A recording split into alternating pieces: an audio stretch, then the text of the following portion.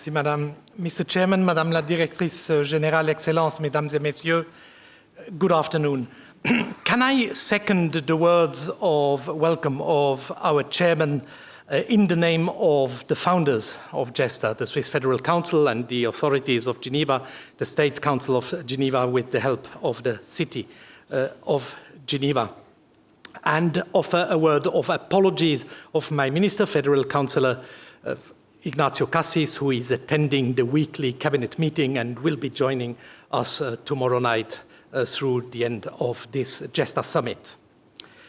As we celebrate the 5th anniversary of GESDA, I would like to start by taking a step back to recall what we set out to achieve when we founded GESDA, and to note that, as I believe, we are making very good progress. We are really on track, measured at our ambition at the very beginning. So how did it all start? It was a conversation in the federal government and with the authorities of Geneva about the future of international governance and in particular of international Geneva. What would be the factors that would determine the essence and the functioning of global governance? And there we found out that the acceleration and the convergence of science and the technological evolution in its wake would have an absolutely determining impact on humankind, on societies, and hence on how societies are organized, global governance. And we realized that the international community did not sufficiently consider and apprehend the evolution of global affairs through the lens of science, and probably lacked the instrument to do so.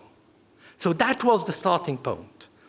Launch GESDA and task GESDA with coming up with developing a methodology that empowers the international community to apprehend the world through this lens of science.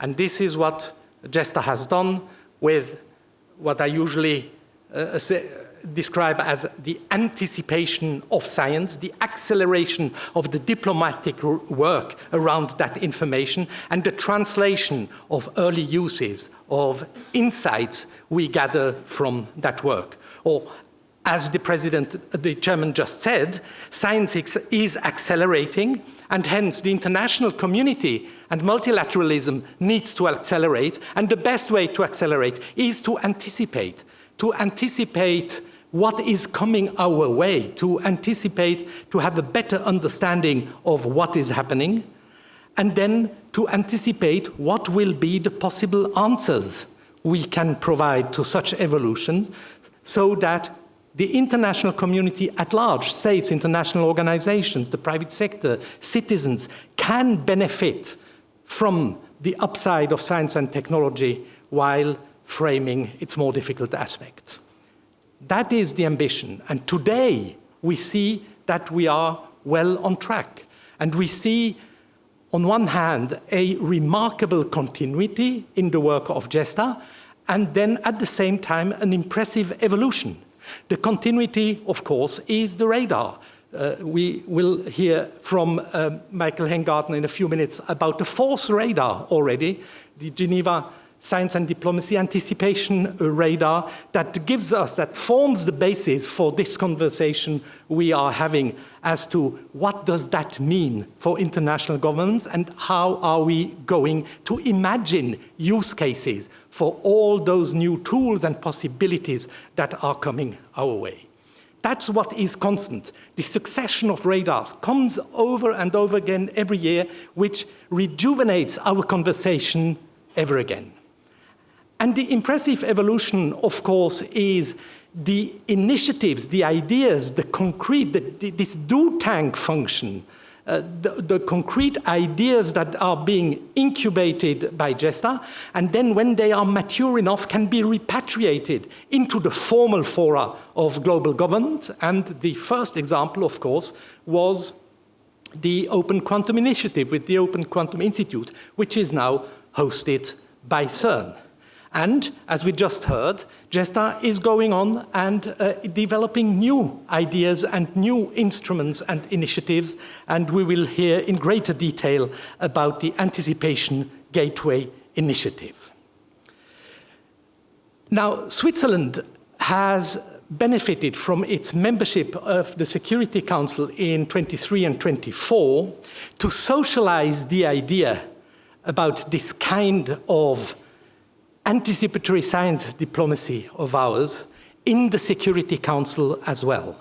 Because we are strongly convinced that the Security Council, as the United Nations system at large, would benefit from this approach, from this way to look at the world and work. And so we have socialized this idea during our Security Council membership through different briefings, one in May last year, again one in May this year in the Security Council. Then we hosted members of the Security Council here in Geneva in August, where we were able to present Geneva as a global science diplomacy hub. And indeed, in 2 weeks' time, on the 21st of October, the flagship event of the Swiss presidency of the Security Council will again be around the impact of breaking science on international affairs and the preoccupations of the Security Council.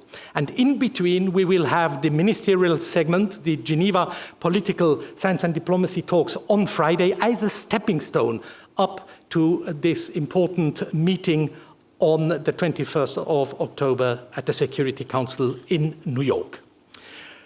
But first, we will apply what we always do in this summit. First, hear from the scientists what is cooking in the lab, as we say, and then put our heads around this information. What does that mean? What could we imagine as impact and as use cases to it? And then have the political buy-in on the last morning of the summit in order to guarantee this translation from the work GESDA is doing into the international community as an organized body. And with that, I wish you a very good summit. Au travail.